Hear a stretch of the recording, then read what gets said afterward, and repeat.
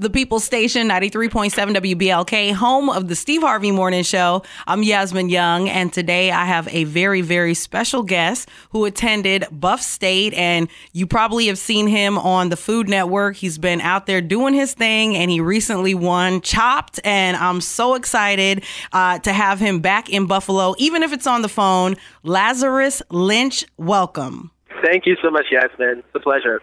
So how was your experience at Buff State? Were you into culinary arts then, or did you get into it after? Well, I'm a trained chef. I went to culinary school for high school here in Manhattan, and I learned to cook. I grew up cooking with my father, and as a result of cooking with my father, I learned all about the restaurant business and all about, how to communicate in a restaurant industry. So I actually went to Buffalo State for communications, and ended up graduating in a degree in individualized studies.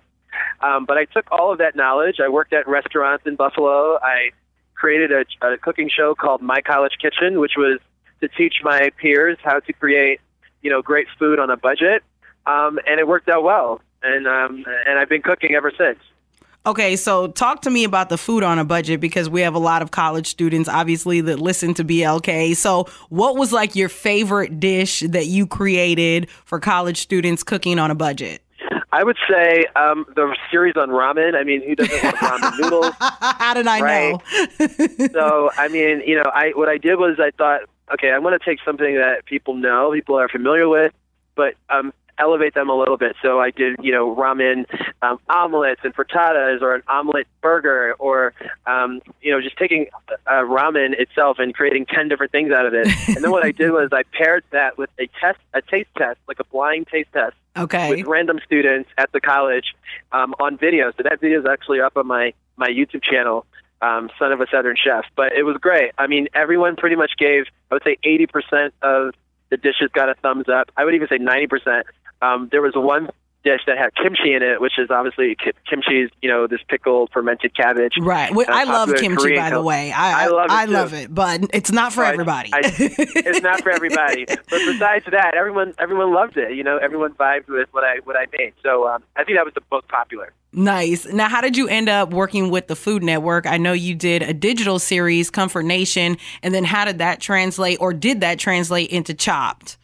Well, Comfort Nation was sort of it grew out of just knowing that I'm a guy who loves to travel, and I love food, and I lived in different countries, China, Rwanda.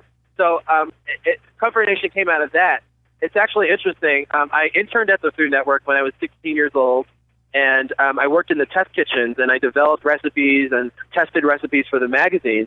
And then once my YouTube channel got really popular, Chop called me, and which it usually doesn't work that way. You usually have to apply. But they called me, and they said, we're doing this special series for charity.